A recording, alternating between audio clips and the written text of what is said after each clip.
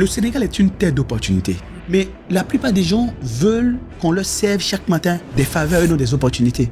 J'ai commencé à me poser des questions, mais pourquoi il n'y a pas beaucoup de gens qui sont à l'aise avec le management? Ok, je me donne pour mission de vulgariser les meilleures pratiques de gestion. C'est une question de, est-ce qu'on a le bon mindset? Est-ce qu'on a les bons outils? Est-ce qu'on pratique bien? Herman Kakpo est le coach des grands patrons africains. Il nous révèle la formule exacte pour ouvrir les portes de l'abondance avec un style cash et sans concession. Quand ça ne marche pas pour toi, ça dépend de toi. Tout change lorsque tu transformes ce que tu n'as pas envie de faire en ce que tu dois faire. Il faut arrêter la philosophie. Ne fais pas ce que tu aimes, aime ce que tu fais. Tout ce qui vaut la peine d'être obtenu est au sommet de la colline. Il faut accepter gravir la montagne. Donc après la responsabilité, il y a un prix à payer pour toute chose. Et le prix, c'est le travail à faire. Parfois l'humiliation, maman. Parfois les frustrations. Parfois le pourquoi moi. Et parfois le je n'ai pas le choix. Comment est-ce qu'on fait pour créer l'abondance dans sa vie? Quand on crée une boîte, il y en a qui s'attendent à ce que, au bout de 5 ans, ce soit top, quoi. C'est 20 ans qu'il faut. Pour que tu aies un an, c'est 20 ans. De juin 2023 jusqu'à novembre 2023, j'ai passé peut-être la période la plus dure de ma vie d'entrepreneur. Parce que la douleur d'avoir des défis, c'est pas quand tu n'as jamais réalisé et tu as des petits échecs, mais c'est quand tu penses que tu y es.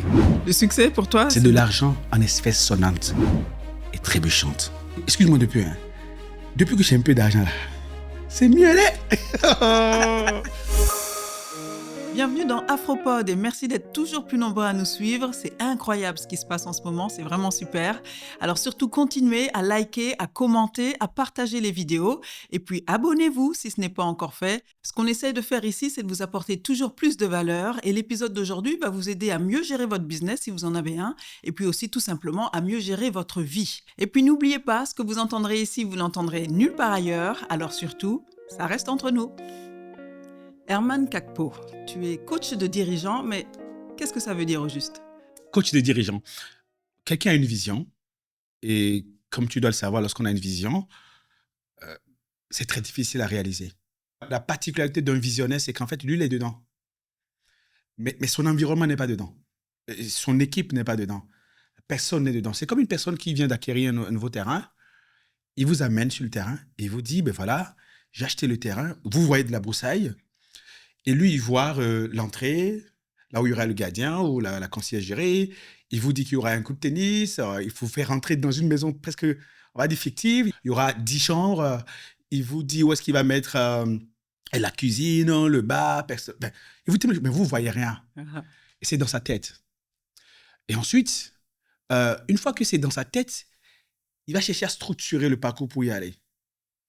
Là aussi, ça semble à peu près simple. Il y en a parfois qui ont du mal à structurer le parcours. Le coach peut intervenir à ce moment. D'accord. Donc, tu aides à structurer le parcours pour réaliser la vision. Très bien. Il peut arriver que la personne fait sa structuration elle-même et ne tient pas compte de choses qui arrivent en général lorsqu'on décide de faire le parcours de la réalisation d'une vision. La personne s'est trompée sur ce qui allait se passer. Ça peut être du point de vue donné marché, comme ça peut être également du point de vue mental, spirituel, stratégique, tout ce que tu veux. Le coach va entrer en scène et lui dit, c'est pas si simple que ça, voilà la vraie réalité. Soit en lui proposant les données réelles, ou soit en lui faisant percevoir ce qu'il ne percevait pas. Et puis quand il va commencer par vouloir mobiliser son équipe autour de lui, alors là, c'est notre paire de manches. L'une des choses qui échappe aux gens en général, c'est qu'en fait, ils cherchent à avoir des attitudes, un mindset, une façon de travailler qui est dans leur tête aussi. Mais qu'il faut généraliser au niveau de l'équipe pour pouvoir généraliser les conditions d'excellence. Or, ce sont les conditions d'excellence qui permettront de réaliser la vision. Le coach va intervenir à ce niveau. Il y a 3 particularités par rapport à un coach de dirigeant. Le coach de dirigeant, il va vous amener à élargir votre perspective. Il peut arriver qu'une personne a une vision et puis on est en séance de coaching ou bien nous sommes en train de faire un atelier de modélisation et puis on l'amène à voir plus que ce qu'il imaginait. On élargit les perspectives pour lui. Si bien qu'au bout de la séquence, il va dire « Oh, mon Dieu, je n'avais pas vu les choses comme ça. » Donc, un coach permet d'élargir les perspectives. La deuxième chose que le coach va faire pour un dirigeant, c'est qu'il va l'amener à faire les choses qu'il n'a pas envie de faire. Et cela, c'est très, très difficile pour le coach. Et pour le coach, bien évidemment, alors, les dirigeants en général, ils ont été premiers de la classe dans un domaine de leur vie. un directeur commercial qu'on nomme DG, c'est qu'il était super bon. Un directeur financier qui devient DG, il était super bon. Un DSI qui devient DG, il était super bon. Un ingénieur qui crée sa start-up et qui arrive peut-être, je dis n'importe quoi, à 10 milliards de chiffre d'affaires, est dans 3 pays, et va aller dans 30 pays et sollicite un coach de dirigeant, ben, il est déjà une star. Il va falloir que tu lui dises, tu ne fais pas bien. Mais surtout, Zénab, il faudra que tu lui dises, c'est ça que tu dois faire. Et puis il dit non. Parce que lui, il veut que ce soit clair pour lui, que ce soit évident pour lui. Mais le coach de dirigeant, c'est comme un coach de sport. Au début, tu n'as pas envie d'aller en salle, quoi. Tu n'as pas envie de revoir ton alimentation. De la même manière, il y a une façon dont toi, tu as envie de traiter tes collaborateurs. Il y a une façon dont tu vois, on va dire, le go-to-market. Le coach va te dire, non, c'est pas dans ce sens. Or, la plupart des gens ont affaire plutôt à des conseillers qui leur disent des choses optionnelles. Mais le coach ne te dit pas quelque chose d'optionnel. Il te dit exactement ce qu'il y a lieu de faire. Et il te pousse là-dedans, tu le fais. Dans la matière, c'est comme lorsqu'on reprend le sport. La première séance est terrible. On ne sait pas qu'est-ce qu'on y gagne. On est déprimé d'ailleurs. La deuxième, il y a beaucoup de courbatures encore. Et à la troisième séance, ne serait-ce que parce que tu rentres le soir, que tu dors bien, tu vois que c'était bien de faire le sport. Oh, ça veut dire quoi? Les choses à faire pour avoir du résultat, si je prends par exemple le sport, c'est une fois qu'on les a faites, qu'on sait que c'était bon à faire. À la troisième séance, pour le sport. Mais comment convaincre un dirigeant qui est star? Comment convaincre un DG qui fait déjà 30 milliards, qui fait déjà 50 milliards, 100 milliards de PNB ou de résultats nets? Comment le convaincre de ce que lui, il va faire ce que toi, tu lui demandes de faire? Il va te dire, mais t'es qui toi? Et aussi, sur quelle légitimité tu te bases pour dire, je vais te dire toi ce que tu dois faire? Absolument. Et là, ça peut devenir très, très compliqué. Mais c'est ce que le coach fait. Et si tu veux, on va rentrer dans le détail, comment est-ce que je procède en général pour pouvoir amener des gens qui n'ont pas envie à devoir le faire. Mais il y a une bonne nouvelle. C'est que parfois, tu as raison au bout de 2 ans. Donc, moi, en tant que coach, je suis dans la peau d'un parent. Tu sais, nous, les parents nous ont dit des choses à faire il y a 20 ans. On ne comprenait pas. On a écouté, mais bon, on ne comprenait pas. Et puis, au bout de 20 ans, ben, tu vis une expérience, une situation, et tu dis, oh, mais Dieu, c'est ce que mon père me disait. Ah, ben ouais. Maintenant, je comprends. Comme on dit, les mots de là, quoi. C'est-à-dire que maintenant, j'ai bien compris. OK. Je sais de quoi il est question maintenant. Je comprends pas ce que mon père me disait. Je comprends pas ce que mon manager me disait. Je comprends pas ce que mon premier chef comptable me disait de faire les choses de cette manière-là. OK, très bien. Alors, Herman, parce que ton esprit va très vite, mais je voudrais déjà qu'on comprenne, toi, qu'est-ce qui t'a amené à être coach de dirigeant? Ça fait maintenant plus de 15 ans que tu fais ce métier. 23 ans. 23 ans précisément, excuse-moi. Donc, tu n'es pas né de la dernière pluie, tu connais vraiment ton job et tu faisais ce job avant que ça soit un mot à la mode. On va dire Donc, comme ça. explique-moi ce qui t'a amené vers cette carrière. Alors, moi, j'ai eu la chance de bénéficier d'une bourse de l'État du Bénin et de l'Agence universitaire de la francophonie, AUF, pour faire une école qui s'appelait à l'époque à l'UCAD. Donc, c'était dans un couloir qui existe encore, qu'on appelle le couloir de la mort. L'université Cheikh Anta Diop. Exactement. C'était la première école qu'on voyait après qu'on entre dans le couloir. C'était la première école à gauche. Ça s'appelait ILEA à l'époque. Alors, la bonne ou mauvaise nouvelle, c'est que je faisais partie de la 10e et dernière promotion. Oh. C'était l'œuvre d'une dame très visionnaire, une grande leader. Elle s'appelait Madame Si, qui était prof à la faculté, je crois, des lettres. Et donc, elle enseignait l'anglais. Elle se rendait compte de ce que ses étudiants en anglais avaient du mal à trouver du boulot, mais étaient très brillants. Elle se disait, mais tiens, je ne vois pas qu'est-ce que les étudiants que je forme en anglais, qui peuvent parler l'anglais, qui peuvent aller à l'international, je vois qu'est-ce qui leur manque.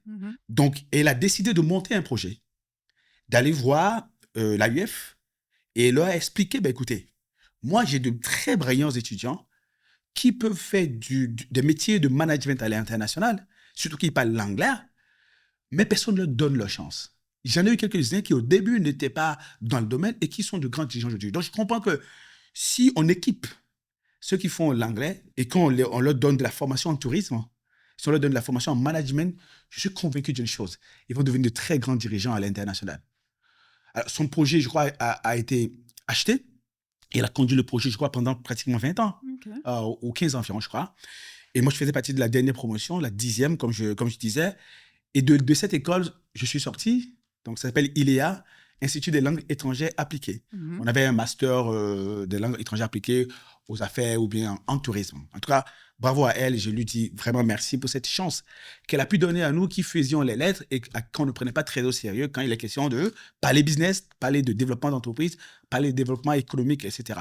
Et qu'est-ce qui a fait que tu t'es orienté vers le coaching Il s'est passé quelque chose, c'est qu'en fait, dans cette école, on avait 2 types de professeurs. Donc, il y avait les professeurs qui venaient de l'UQAD et puis il y en a qui venaient de la ville. Il y en a qui enseignaient au CESAG, mais qui étaient des professionnels. Il y en a qui enseignaient à l'ESP, par exemple, mais qui étaient des professionnels. Mais il s'est trouvé que nous, on a dit, tiens, les cours que les professionnels faisaient étaient plus intéressants.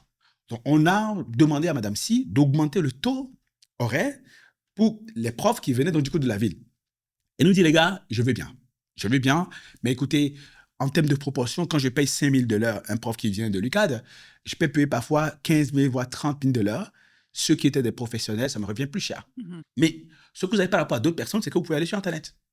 Internet, à l'époque, la connexion était à 500 francs, je crois. Tu dis à l'époque, c'était quand? Nous sommes en 2002. Ok, 2002. C'était bien longtemps. Ouais. Voilà, donc elle nous dit, les gars, si vous allez sur Internet, puisque vous parlez anglais, il existe actuellement un phénomène qu'il y a des contenus sur la gestion, sur le management qui prolifèrent sur Internet. Vous pouvez aller là-bas et vous allez accéder à des contenus auxquels accèdent les meilleurs modes en termes de management. Plutôt que d'être frustré par le fait qu'on n'aura pas de professionnels en plus. J'ai écouté le conseil et j'ai commencé à faire mes recherches. Et je suis tombé sur 3 sites Internet qui ont complètement changé ma vie. Le premier, c'était bettermanagement.com. Bettermanagement.com. Voilà. Le deuxième, c'était ama.org, American Marketing Association. Okay. Et le troisième site, c'était ama.com, je pense, c'est American Management Association. Okay. Sur ces sites Internet, tu avais des experts de chez Accenture, de chez McKinsey, qui faisaient ce qu'on appelait les webcasts à l'époque. Les webcasts, on ne voyait pas la vidéo, on voyait juste le PowerPoint défiler.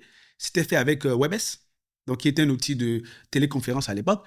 Donc moi, je prenais sur ma bourse de 25 000 francs, j'allais au cybercafé. Je ne pouvais pas suivre le live parce que parfois la connexion, t'imagines, c'était pas évident. Donc du coup, je payais pendant 1 heure, 2 heures à suivre ces webcasts-là. Et puis un jour, j'ai décidé de participer à un live. En participant au live, j'écoutais ce qui se disait. J'avais tellement bien compris, je prenais tellement de notes. J'étais en 4e année d'université. Et puis, il y a quelqu'un qui travaille chez IBM. Il était vice-président là-bas. Il a posé une question. Je dis, mais tout ce qu'on a expliqué là, lui, il n'a pas compris. Donc, je dis, mais parce que tu sais, à l'époque, voilà, on était complexés. On se disait, excuse-moi de peu, les Blancs, ils sont plus intelligents que nous. Puis quand le gars il pose des questions comme ça, il dit, mais am I kidding? C'est quoi? Je comprends pas. Donc, ok. Et une autre fois, j'ai participé. Donc, à partir de là, j'ai commencé par dépenser plus d'argent pour suivre les lives. Et j'ai vu qu'en fait, parfois, on pose une question au formateur, j'avais la réponse. Et parfois, le gars, il a du mal à répondre, quoi. Mais je dis, mais ah oui, donc, en réalité, donc, c'est pas une question de peau, alors. C'est une question de, est-ce qu'on a le bon mindset? Est-ce qu'on a les bons outils? Est-ce qu'on pratique bien? D'accord. Donc, l'état d'esprit, outils et mise en pratique. Exactement. Et là, je dis, oh my God. Donc, mais pourquoi autant de personnes sont complexées et se disent, quand il y a une formation, il faut appeler les Blancs, quand il y a ça, il faut aller chercher les gens en Occident, etc. Au fur et à mesure que je poussais ma réflexion, je rencontre des consultants à l'AUF. Et puis, on parle de sujets. Il est consultant, il est belge. Il m'écoute, je suis étudiant, il m'écoute avec beaucoup d'admiration. Il dit, mais où est-ce que vous connaissez tout ça? Donc, j'ai dit, donc, je connais des choses. Et là, j'ai commencé à me poser des questions. Mais pourquoi il n'y a pas beaucoup de gens qui sont à l'aise avec le management? Pourquoi est-ce que c'est quelque chose d'aussi mythique que ça, d'aussi complexe pour la plupart des gens? Pourquoi les gens ne comprennent pas? J'ai dit, OK, je me donne pour mission de vulgariser les meilleures pratiques de gestion. Donc, c'est là Sachant que tu n'avais pas été toi-même gestionnaire ou entrepreneur à ce moment-là. On s'en fout. On s'en fout. Comme on dit, on n'a pas besoin d'argent pour rêver. Ouais, c'est gratuit. C'est gratuit. Donc, j'ai rêvé. Oh, mais on attend de rêver. Non, j'ai décidé de rêver. J'ai dit, OK, c'est moi qui vais prendre sur moi la responsabilité, donc, du coup, de vulgariser les meilleures pratiques de gestion en Afrique. Et comment tu as trouvé tes premiers clients alors? Parce que bon, c'est bien beau d'avoir toutes ces connaissances et de te sentir capable, mais après, il faut aussi convaincre les autres que tu peux leur apporter quelque chose. Moi, j'ai créé une loi que j'appelle la loi de Zaché. La loi? De Zaché. De Zaché. Oui. OK. Voilà. Et dans la Bible, il y a un homme qui était coup de taille, il s'appelle Zaché. Il est très riche. Et puis, il était complexé. Comme il est court de taille, il y a Jésus de Nazareth qui passait. Et puis, il y avait du monde, une foule immense. Comme il était tout petit, il a compris que Jésus ne pouvait pas le voir. Alors, il est monté sur un arbre. Quand il monte sur l'arbre, il fait du bruit. Et Jésus l'aperçoit. Il dit, Zachée, descends aujourd'hui, je vais aller chez toi. Et donc, Jésus a laissé des dizaines de milliers de personnes et allait manger chez Zachée. Donc, j'ai utilisé la loi de Zachée. Donc, je me suis dit quelle est la meilleure façon d'attirer l'attention des gens vers notre site internet. Le site s'appelait à l'époque gestiondel'entreprise.com. Et j'ai dit la meilleure façon de le faire, c'est de faire du bruit. Mais il faut un appât. Donc, si tu parles aux gens de l'idée de venir apprendre sur le management, personne ne viendra. Mais à l'époque, beaucoup de gens voulaient apprendre à parler l'anglais. Je suis dans une école qui s'appelle l'Institut des langues étrangères appliquées. Donc, je suis à l'aise avec l'anglais. J'ai dit, OK, je vais donner des cours d'anglais gratuitement. Donc, c'est là-bas que j'étudie. Donc, je suis allé au Civic Café et j'ai fait des petits coupons. Et j'ai dit qu'on peut apprendre les meilleures parties de gestion de l'anglais sur le site internet. Et je distribuais ça à l'université, à des profs. Et les visiteurs commençaient pas à venir. Donc, je faisais tellement de bruit. Je m'assurais de ce qu'à chaque fois que je postais un article, il y a des mots-clés qui soient cherchables, on va dire comme ça, par Google. Et ça se passait bien quand même. Et puis, de 30 visiteurs par jour, tu passes à 300. En 2003, j'ai compris. Ouais. Et tu passes à 1000. Et puis, oh my God. Et c'est un jour que, comme ça, je reçois un coup de fil un mail de AFC.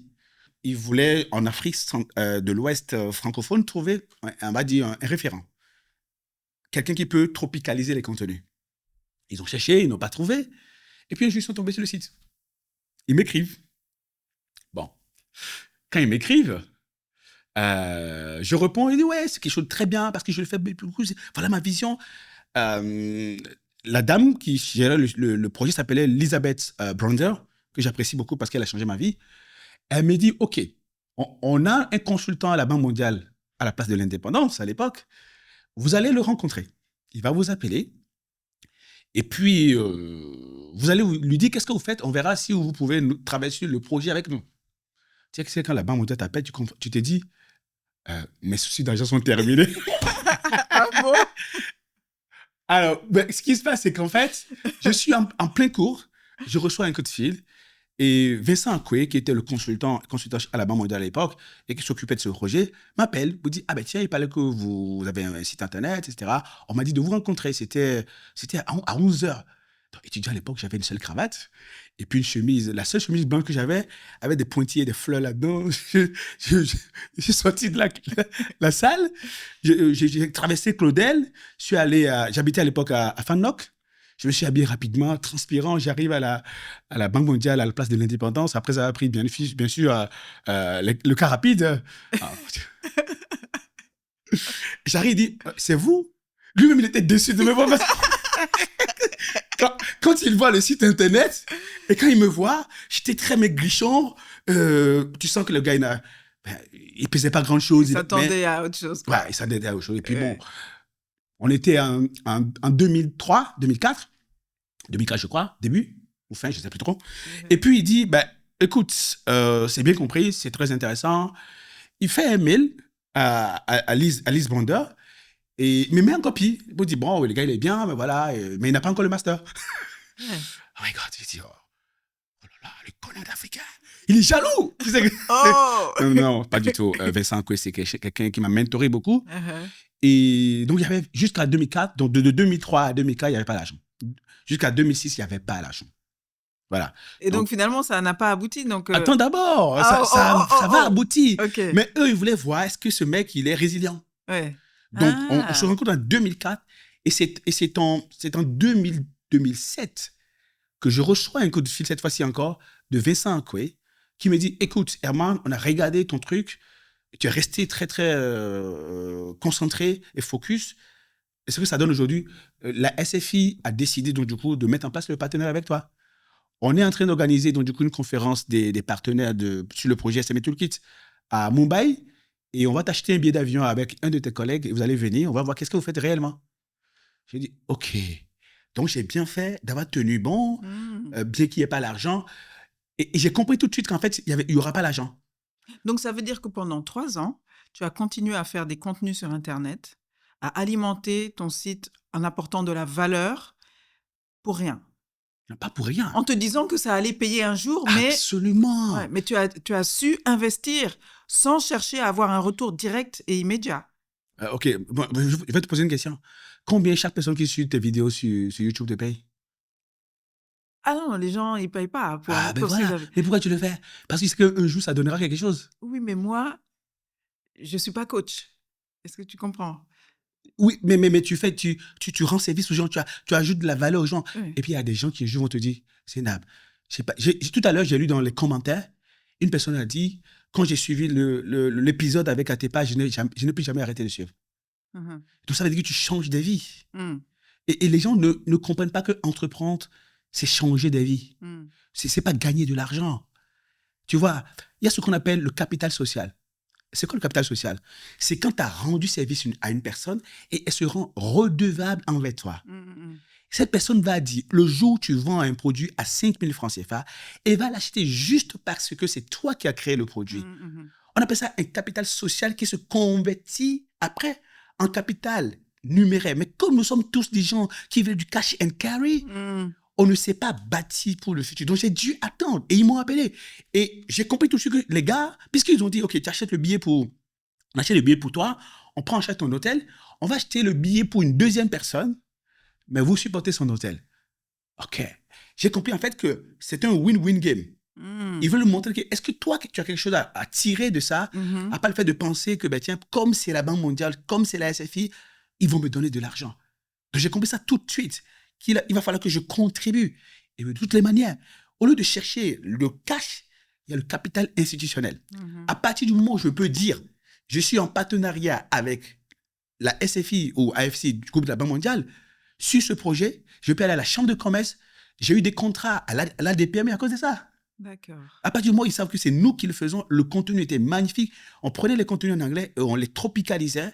Et on ajoutait des contenus sénégalais, béninois, parce qu'on représentait AFC au Bénin et au Sénégal. Donc, du coup, à l'époque, et ça nous a vraiment propulsés. Partout où on allait, parce qu'on était le référent, ça nous ouvrait des portes qu'on n'aurait pas pu ouvrir autrement. Et beaucoup de gens, les gens pensent que c'est le cash qui change la vie. Non, c'est la valeur qui change la vie. C'est le capital social, le capital institutionnel, le capital, l'image.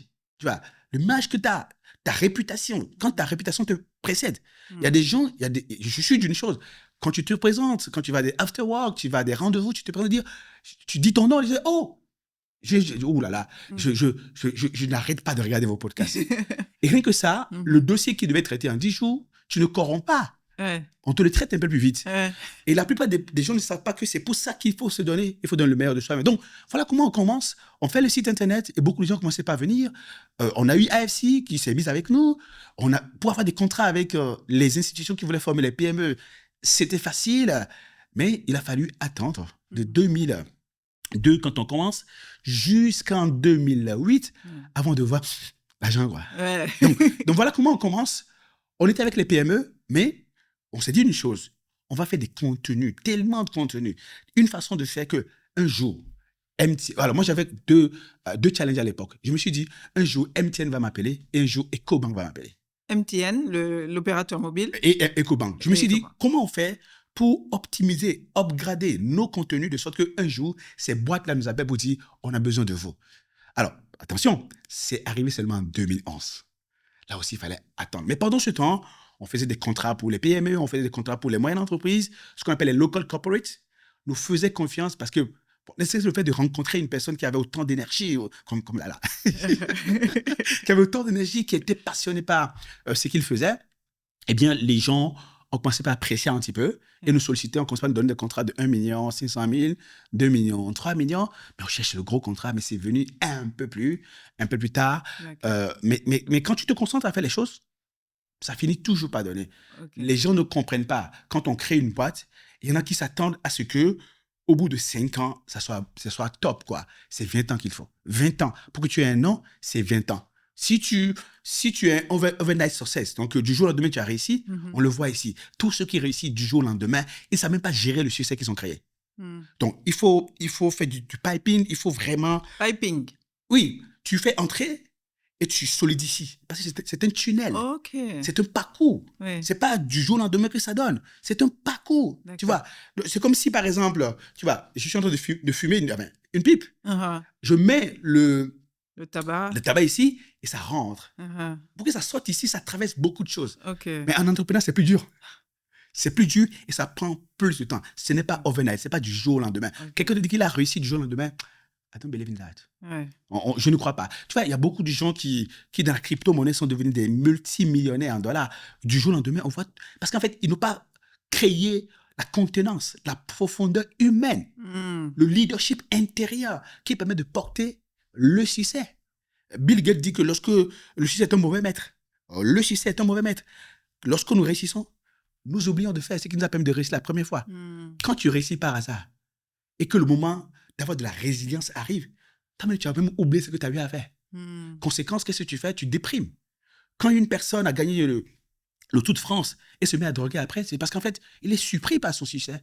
Mais les gens qui sont battus pendant 3 ans, 4 ans, 5 ans, 10 ans avant de gagner le Tour de France, ils comprennent que ça valait la peine. Et tu les vois pleurer. Et ils savent que le succès a été dur à obtenir. Et ils ne s'amusent pas du tout avec. Donc, quand on a commencé par upgrader, pour revenir au parcours, upgrader le contenu, et c'est là où les banques ont commencé à s'intéresser à nous, pour faire des formations, etc. Les gens vous recommandent. Et voilà, aujourd'hui, oui, je crois qu'on a une marque. Vous êtes une marque parce que c'est HNC. Ouais, c'est pas moi. Alors, on est nombreux. Alors, explique-moi un petit peu, juste pour qu'on sache, parce que donc il y a Herman Kakpo, et puis il y a, je sais pas comment tu appelles ça, une agence, comment ça s'appelle? Ok. Alors, lorsqu'on développait la boîte, j'ai appris quelque chose de John Maxwell. 1 est un chiffre trop petit pour faire de grandes choses. À l'époque, on avait un bureau au Bénin, et on avait un bureau au Sénégal. J'ai remarqué que lorsque je suis au Sénégal, tu vois, en termes de prospection, en termes de revenus, ça monte. Et quand je rentre à Cotonou, je vois que les chiffres ont baissé. Donc, j'ai compris qu'en fait, je suis en train de me cannibaliser. Parce que quand tu n'es pas présent, ça ne marche pas. Donc, tu n'as pas de boîte. Tu es un freelancer. On dit souvent que lorsque tu as besoin d'être présent pour que ta boîte tourne, tu n'es pas encore un entrepreneur. C'est difficile en Afrique quand même de complètement sortir de son activité. Je me trompe.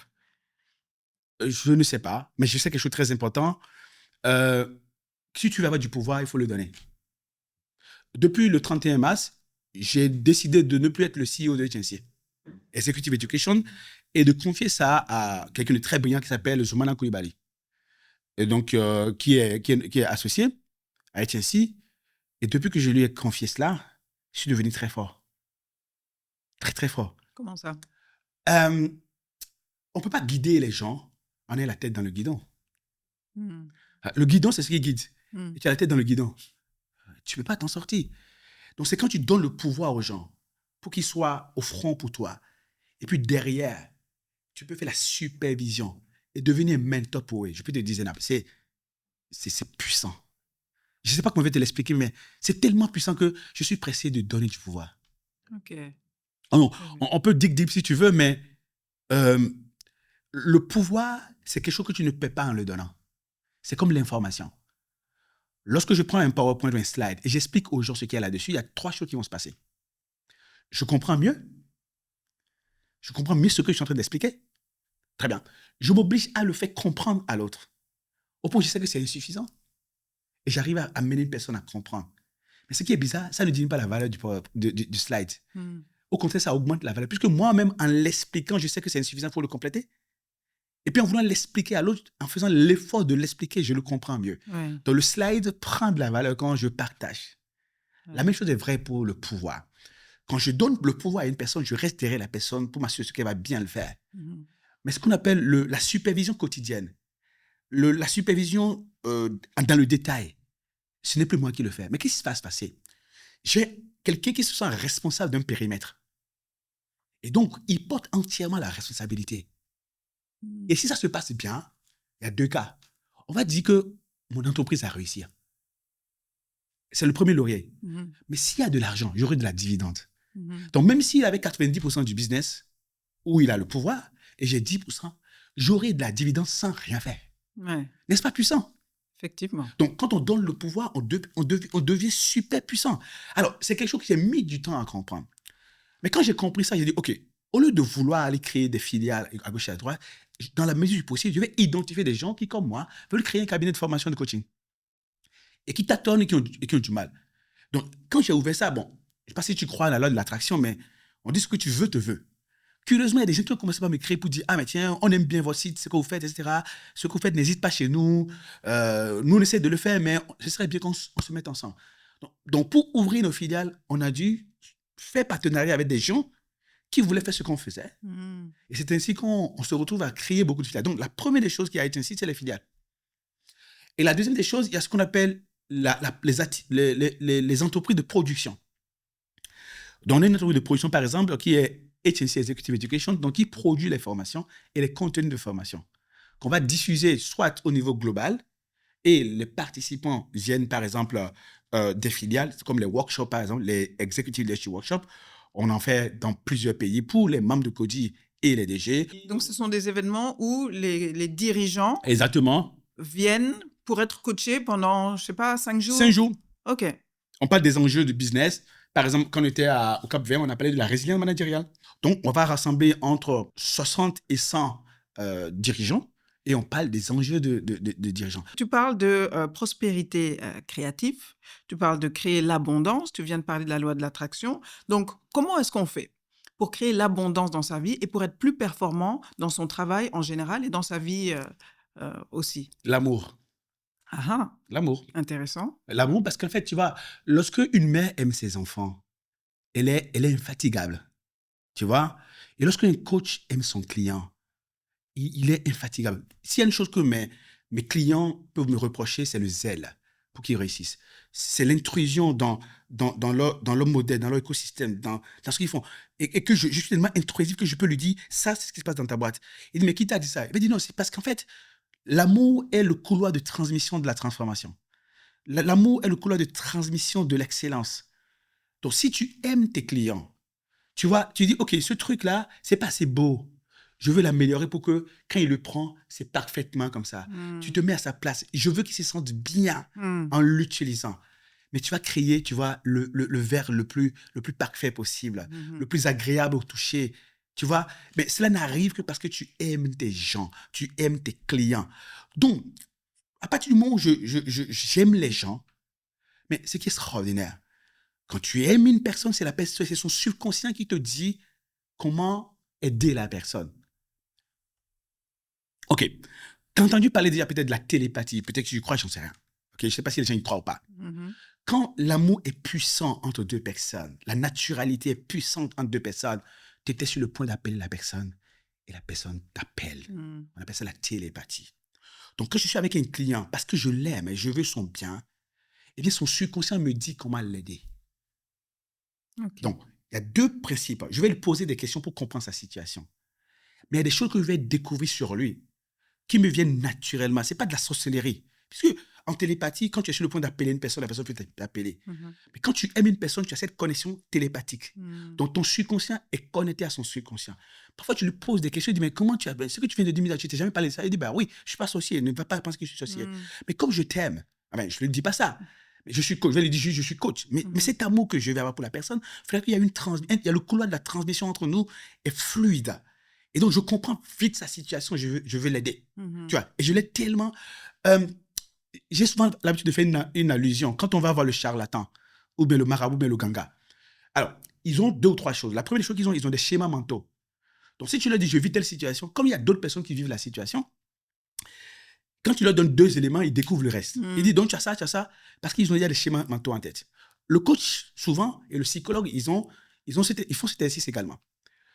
La deuxième chose, c'est que quand quelqu'un vient voir, les tradithérapeutes naturels, pas ceux qui gagnent de l'argent, tu vois, le tradithérapeute, il veut ton bien. Il t'accueille, il dit, mets-toi à l'aise, etc. Et pas parce que tu vas lui donner de l'argent. Parfois, c'est juste une cola que tu donnes. Mais parce qu'il a reçu une mission, donc, du coup, d'aider les gens, il le fait avec tellement d'amour. Et ton subconscient parle à son subconscient. Et il est en mesure de te dire qu'est-ce qu'il y a lieu de faire. Quand tu vas voir un mentor, le mentor te pose une question, il dit, mais waouh. Et cette question va te guider. Parce que le mentor, ce n'est pas un coach qui te facture. C'est quelqu'un qui veut ton bien, qui veut ta réussite. Donc, quand l'entrepreneur ou le coach, whatever, ou le dirigeant par rapport à ses clients, par rapport à ses collaborateurs, se met dans cette disposition mentale, émotionnelle et spirituelle de l'amour qui transmet l'excellence, qui transmet la valeur, le miracle devient possible. Donc, c'est pas compliqué pour moi. Lorsque je vais voir une personne, je peux passer 3 heures de temps, ou 3 séances, ou 2 séances, à l'écouter, à lui poser des questions pour comprendre sa situation. Et puis après, quand je quitte la séance, je dis, comment je vais faire pour l'aider? Comment je vais faire pour l'aider? S'il doit réussir, qu'est-ce qu'il y a lieu de faire? Oh, quand je commence à faire ça, je veux son bien. Donc, je ne le fais pas par amour. C'est pas amour. C'est pas l'argent qui va me payer, en fait. J'oublie ça, tu vois. Quand on est dans ce mindset d'amour, de bienveillance, de volonté d'apporter de la valeur, tu dis que c'est à ce moment-là que On devient très créatif. on devient créatif. Mais comment est-ce qu'on crée de la valeur pour soi-même aussi? C'est-à-dire que, parce que moi, je connais plein de gens qui font leur métier, ou même si ce n'est pas leur métier, avec amour, etc. Mais tout le monde n'en vit pas forcément, ou bien ça ne rapporte pas forcément de l'argent pour tout C'est le parce monde. qu'ils sont philosophiques.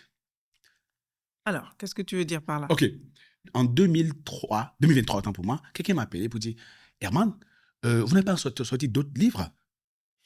Donc, la personne me pose la question après que j'ai sorti 11 livres. Je voulais me demander, mais lui n'a vu aucun parmi les livres là qui peut répondre à sa préoccupation. Et j'ai compris que non. Il y a plein de préoccupations que les gens ont encore. Ouais. Et ils ont soif d'avoir des solutions. Donc, tu peux encore écrire des livres. Ok. Donc, si tu regardes, je ne vais pas le faire parce qu'il faut le faire. Je le fais parce que ça répond à des préoccupations des gens qui ont la soif. Et je vais assouvir leur soif.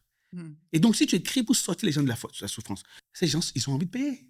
Au moment où tu passes 8 mois à l'écrit, 8 semaines à l'écrit, 8 jours à le faire, il n'y a personne around. Il n'y a pas de l'argent tout de suite. Accepte cette souffrance-là. Mais une fois que tu l'as créé, comme tu l'as créé pour des gens qui souffrent et qui ont envie de payer, et qui doivent payer parce qu'ils ont envie, ils ont soif de la solution. Ouais. Donc, ça veut dire qu'il faut répondre à un besoin Il faut répondre à un besoin critique. critique. Mais il y a plein de business qui répondent à aucun besoin critique. TikTok, à la base, ne répond pas à un besoin critique. La solitude. Enfin, je suis pas Les gens sûre sont seuls, ils ont besoin de connexion avec le néant. Tu imagines ça? avec le néant. Oui. My goodness. C'est-à-dire qu'en fait, la connexion avec les parents, les amis, ça les fait souffrir. Donc, il leur faut une connexion avec le néant. TikTok. OK. Il n'y a rien derrière. Juste le vide. Scrolling. C'est Ouais. tout. Alors, on peut mesurer quand même un petit peu, c'est-à-dire être sur TikTok tout le temps, forcément, c'est pas bon, mais faut pas non plus que les gens qui sont sur TikTok se sentent coupables. Faut pas les culpabiliser non plus. Tu vois ce que je veux dire? Est-ce qu'il n'y a pas non plus une juste mesure? J'en sais rien, mais tu Toi, me tu demandes. interdis TikTok à tes enfants? Je n'interdis rien à mes enfants. OK. Non, je considère que la pire des choses qu'on puisse faire à un enfant, c'est de lui interdire des choses. Quand tu interdis des choses à un enfant, tu vas faire de lui 3 choses. Un idiot, une personne timide ou rebelle. C'est tout. Et la plupart des gens à qui on a interdit des choses, ils n'ont pas découvert certaines choses à un certain âge, et quand ils les ont découvert à plus tard, ils étaient idiots. Ou bien ils sont devenus trop timides en disant trop de choses. Ils entendaient trop la voix de leurs parents à l'intérieur d'eux-mêmes, ils sont devenus timides. Ils ne savent plus prendre des initiatives. Et puis, et d'autres, il y en a qui se sont rebellés. Tu vois? Donc, l'interdiction, ça ne crée que de la catastrophe. Revenons donc du coup à la créativité. Donc, et comment on va la prospérité créative qui permet de gagner de l'argent. Donc, je disais que c'est pas à mots que cela se passe. Ouais.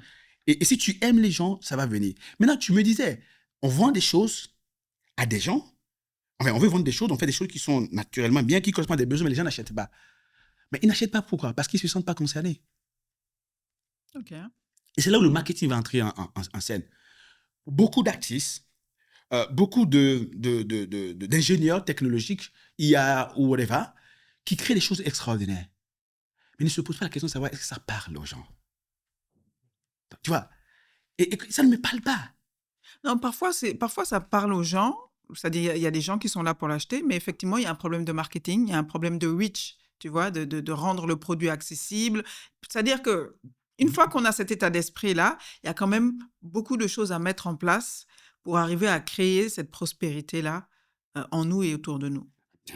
Alors, j'aimerais bien qu'on avance sur ces pas concrets-là, sur ce qu'on doit mettre en pratique pour quelqu'un, par exemple, qui est dans une situation de création d'entreprise ou bien qui a une entreprise mais qui voudrait l'amener à un autre niveau. Qu'est-ce que tu préconises Absolument. Donc, c'est pourquoi je dis, il faut arrêter la philosophie. Ne fais pas ce que tu aimes. Aime ce que tu fais. Tu vois? Parce qu'en fait, la plupart des choses qu'il faut faire pour un client, pour le satisfaire, franchement, c'est frustrant, non? Surtout les gros clients. Ils demandent des choses pas possibles. Tu imagines, quelqu'un achète un coup chez nous à 14 000 francs CFA, mais la personne nous envoie des emails pas possibles. Donc, l'entrepreneuriat est détestable. Des emails pas possibles, c'est-à-dire, ils te disent quoi? Ah ben tiens, il y a telle chose, mais pourquoi le son est comme ça? Ah. Ok. Mais moi, je sais d'une chose, je me plie en 4 pour supporter le lynchage qu'il m'envoie. Maintenant, si toi, tu ne fais que les choses que toi, tu aimes, ça, c'est aimable, ça? C'est pas facile à aimer. Être lynché par ses clients sur les réseaux sociaux. La plupart des gens dépriment à cause de ça. En plus du fait qu'ils souffrent, en plus du fait qu'ils ont du mal à terminer les fins de mois. Et donc, à partir de ce testant, il n'y a pas d'amour dedans. Si tu ne le fais pas amour, ça va marcher. Mais si tu veux que seulement les choses que tu aimes, ça ne va pas marcher. Et c'est pour ça que les gens qui ont des idées d'entreprise philosophiques ne s'en sortent pas. D'accord. Parce qu'il n'y a pas de la création de valeur pour des gens qui ont faim. Donc, 1, est-ce que j'ai une valeur que j'apporte réellement? 2, à des gens qui ont faim. 3, est-ce que j'arrive à me faire entendre? Il y a trop de bruit. Les gens n'ont pas fini d'écouter les politiciens quand ils doivent t'écouter, toi. Ils n'ont pas fini d'écouter les religieux qui doivent t'écouter. Il y a les influenceurs qui ne leur vendent rien et qui les entertainent. Ils n'ont pas fini d'écouter la musique et ils doivent t'entendre. Après, il y a un match Real-Barça et pendant 3 jours, les gens ne parlent que de ça. Et après, 2 jours après le match, les gens ne parlent que de ça. So, c'est noisy. Donc, du coup, comment tu fais pour qu'on puisse t'entendre? Et là, il y a quelqu'un qui nous a aidé à son âme, il s'appelle Steve Jobs. Il dit « Be different ». Donc, la contre-intuitivité, c'est quelque chose qui fait réussir un entrepreneur. En stratégie... Il disait « think different ». Yes. Yeah, but you can be different. So, donc, penser autrement. Oui, il faut être contre-intuitif. Ne fais pas ce que tout le monde fait. Si tu fais ce que tout le monde fait, de la même manière que tout le monde le fait, ça ne va pas marcher. Il y a des gens qui sont devenus des stars de musique. Qu'est-ce qui s'est passé? Ils sont allés sur la voie. Au lieu de continuer à aller au studio, quand ils sortent du studio et qu'ils n'ont rien à faire, au lieu de fumer de la drogue, ils vont aller sur la voie, ils sont en train de jouer leur musique. Et quelqu'un entend la voix. Il dit, ok, quelles sont ces notes-là? Il entend ça de loin, il dit, ok, let me see this thing. Et c'est comme ça qu'un producteur va détecter, n'est-ce pas? Ça veut dire quoi? Tu dois aller sur la plateforme où on va t'entendre. Si tu ne te mets pas sur la bonne plateforme, tu ne vas pas au bon endroit. Moi, je me suis rendu compte d'une chose, qu'il y a des gens qui n'achètent pas nos produits parce qu'ils attendaient juste qu'on vienne le voir. Alors, il y a aussi une philosophie, pour reprendre ton mot, qui dit que si vous faites le meilleur produit du monde, les gens traverseront la terre entière pour venir le chercher. Ils vont venir le chercher où? S'ils ne savent pas que ça existe. Ouais. C'est-à-dire que chez les chrétiens, on dit qu'on n'allume pas une lampe pour le mettre sous le boisseau. On le met sur le lampadaire pour que ça puisse éclairer. Donc, je parlais de la loi de Zachée tout à l'heure. Fais du bruit. Parce qu'il y a trop de bruit. Donc, si tu ne fais pas du bruit au XXIe siècle, personne ne t'entend. Alors, par exemple, quelqu'un me reprochait la dernière fois de dire qu'on a les meilleurs produits. J'ai dit, tu es con, toi. Tu veux que je dise que mes produits ne sont pas bons? Mais, je suis le meilleur coach de tous les temps. Tu vois, du temps de Mohamed Ali, il n'était pas le meilleur bosseur. La preuve, il a perdu. Mais il disait, je suis le plus grand bosseur de tous les temps. So, comme on dit, fake it until you make it. Tu crois en ça, toi? Fake it until you make it, c'est-à-dire de faire semblant jusqu'à ce que les choses se réalisent vraiment? Bon, franchement, moi, je suis un mauvais dragueur. Et je ne sais pas donner du temps à une femme. Mais je sais que si tu ne le fais pas, tu te retrouves seul. J'ai fake it. Même quand... tu sais, aller rendre visite aux gens et ma femme, je déteste ça. Tu peux imaginer. Mais quand elle me dit on doit y aller, on dit ok, chérie, je vais jouer le jeu. Quand on va arriver, je vais jouer le jeu jusqu'à, même si je ne suis pas pleine lit, quoi. Et quand on sort, il dit merci chérie d'avoir joué le jeu. Et j'ai fait ça pendant longtemps au point où c'est devenu naturel. So fake it until you make it. Oui, mais quelle est la frontière entre... Non, le marketing n'est pas une guerre de qualité. C'est une guerre de perception. C'est la personne qui dit on est le numéro 1 qu'on considère comme étant le numéro 1. Et les gens vont le considérer ainsi jusqu'à ce que tu viennes dire aïe. OK? Je suis le numéro 1. Parce que c'est celui qui le prétend qu'il est. Oui, mais il faut qu'il y ait un alignement, Herman, quand même, entre ce que tu prétends être et ce que tu apportes Nous vraiment. partons sur le principe que les gens, ils sont bons. Donc, Ah, ils ont créé, ils ont une valeur. ça, il faut le préciser. Mais alors, alors, on a la checklist. La checklist dit, ne fais pas la philo. Crée un produit qui répond donc du coup, qui apporte une valeur. Ouais, 2, à des gens qui ont faim. ok. D'accord? Et qui sont prêts à dépenser leur dernière pièce de monnaie pour venir chercher ça. 3, va sur la plateforme qu'il faut pour faire du bruit. Donc, moi, je sais que mes produits ont de l'impact. Donc, à partir de cet instant, je n'ai pas à être puritain en la matière. Je n'ai pas à être, on va dire, timide en la matière. Ouais. Je n'ai pas à être pudique en la matière. Je suis le numéro 1. Tu vois? Quelqu'un me dit, mais ouais, tu fais croire que tiens, si on bosse pas avec toi, ça va pas marcher. Il dit, j'ai jamais dit ça. Mais quand on bosse avec moi, ça marche. Et je dis souvent, si tu veux gagner du temps, viens chez nous. Et tu vas me dire, mais il est arrogant ce mec. Je dis, non, je suis pas arrogant parce que quand tu viens me voir, ça marche. Je ne sais pas comment ça se passe pour moi jusque-là. Ça marche pour toi jusqu'à là. Il me dit, non, tu es allé voir des gens, ça n'a pas marché. Il me dit, non, ok, un jour, j'ai appliqué un marketeur américain.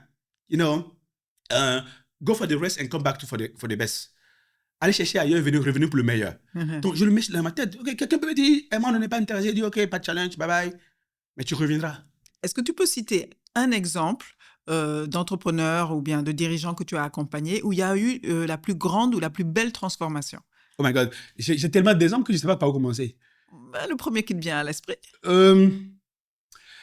Alors, dernièrement, on va dire les 6 dernières années, quand les gens viennent vous voir, avant, les gens achetaient des formations. Ah, mes équipes n'arrivent pas à suivre, venez les former pour moi, pour qu'ils puissent suivre.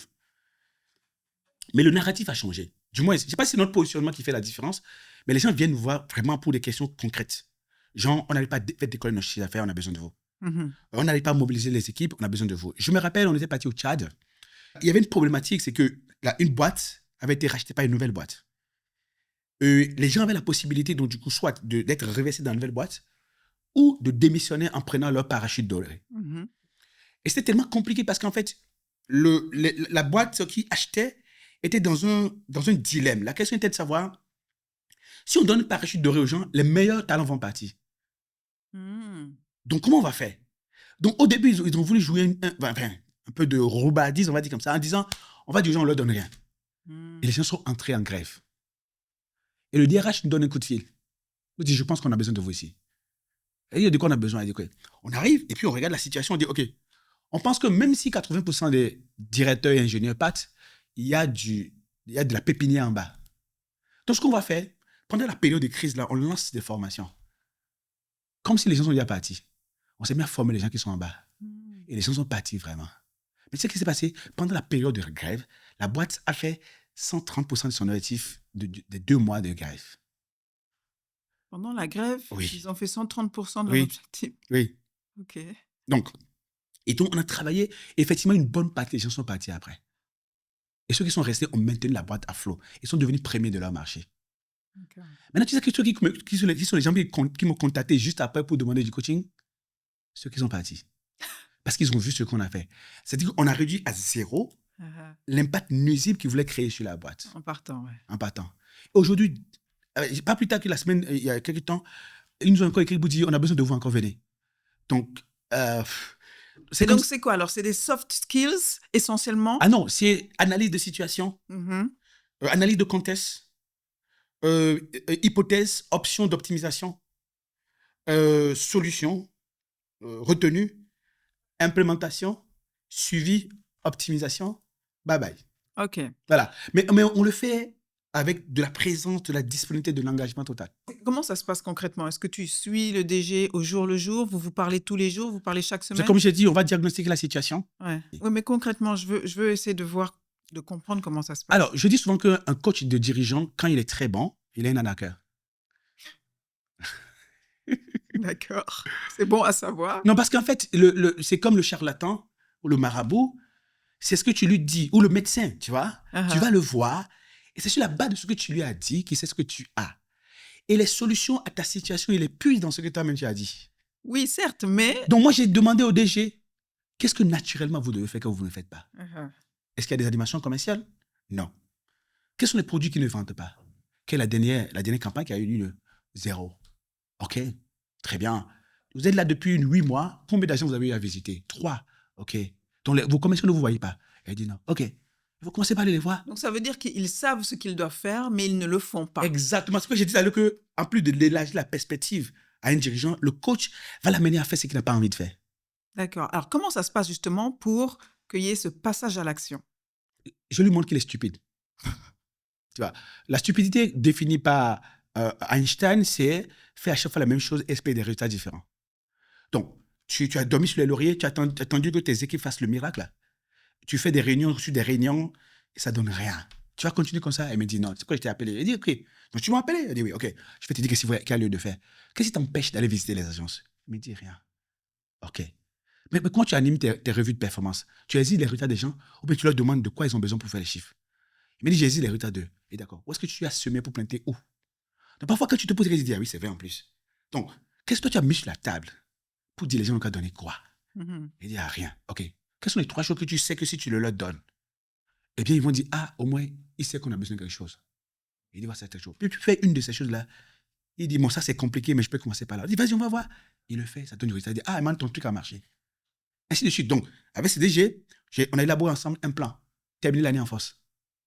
Avec des actions simples, dont les concessions, les conneries, des choses qui sont connes, que personne ne fera, que lui va faire. Tu vois, des choses qui le font trembler, qu'il est obligé de faire pour pouvoir faire la différence, parce qu'il est dos au mur. Donc, quand on est dos au mur, on est obligé de faire quelque chose. Donc, on élabore un plan, termine l'année en force, il regarde ça et dit, OK, 90% des choses qui sont là, je peux les faire. OK. Avoir ton équipe, valide le plan avec eux, aide-les. Les chefs d'agence aident les directeurs de ligne commerciale à faire aussi une déclinaison de leur plan pour terminer l'année en force. Ils ont fait pareil. Ils ont terminé l'année en force. OK. Donc, si tu devais résumer en quelques points ce qu'il faut mettre en place pour n'importe qui dans sa vie, pour passer à l'action et ne plus être bloqué dans une situation, est-ce que tu as un canevas que tu peux donner en quelques points? La première des choses, c'est que quand ça ne marche pas pour toi, ça dépend de toi.